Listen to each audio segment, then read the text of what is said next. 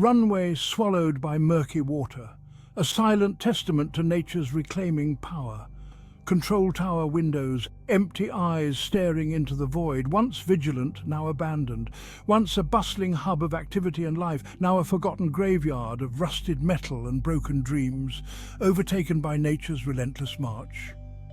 Rain hammered the corrugated tin roof of the hangar where I worked, each drop a drumbeat of isolation, echoing the loneliness that permeated the air. The air, thick with the stench of mildew and decay, clung to me like a shroud, a constant reminder of the passage of time and neglect.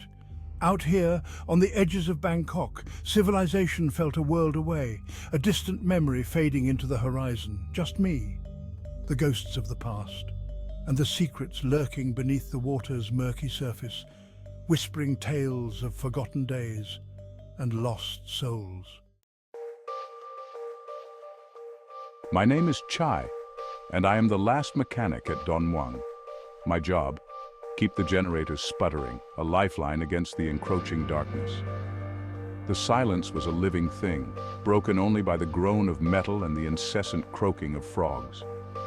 I kept to myself, finding solace in the hum of engines, the comforting familiarity of gears and grease.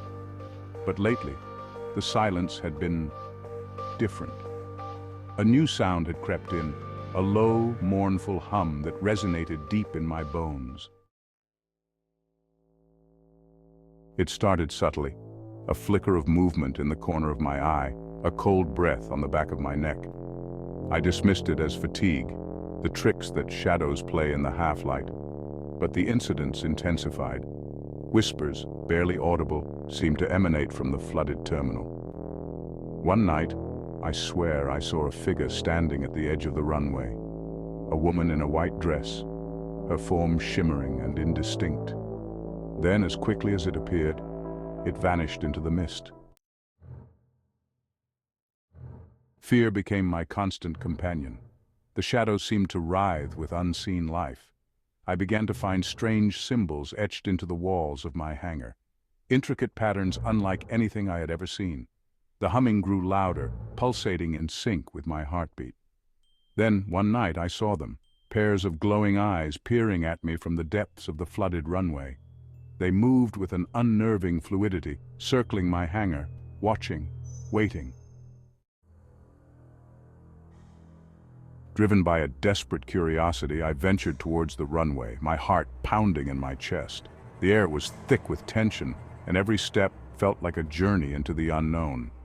The generator sputtered and died, plunging me into darkness.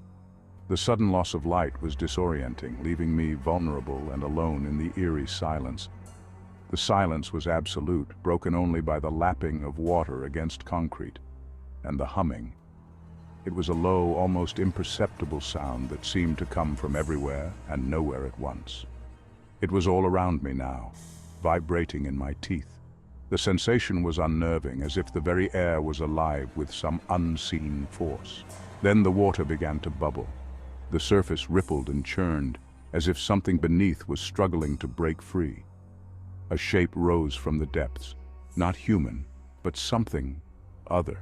Its emergence was slow and deliberate, adding to the growing sense of dread.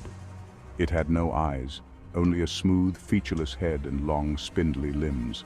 The creature's movements were fluid, almost graceful, yet utterly alien. More of the creatures emerged, their forms shimmering in the moonlight. They moved in unison, a silent, eerie procession that sent chills down my spine. The humming intensified, becoming a deafening roar. It was as if the very fabric of reality was being torn apart by the sound, leaving me paralyzed with fear. I ran, blinded by terror, my heart pounding in my chest like a drum. I stumbled through the darkness, the creatures' cries echoing behind me, their guttural sounds sending shivers down my spine. I could hear the splash of their limbs in the water, their pursuit relentless, each splash a reminder of the danger closing in. I didn't dare look back, fearing that one glance would seal my fate.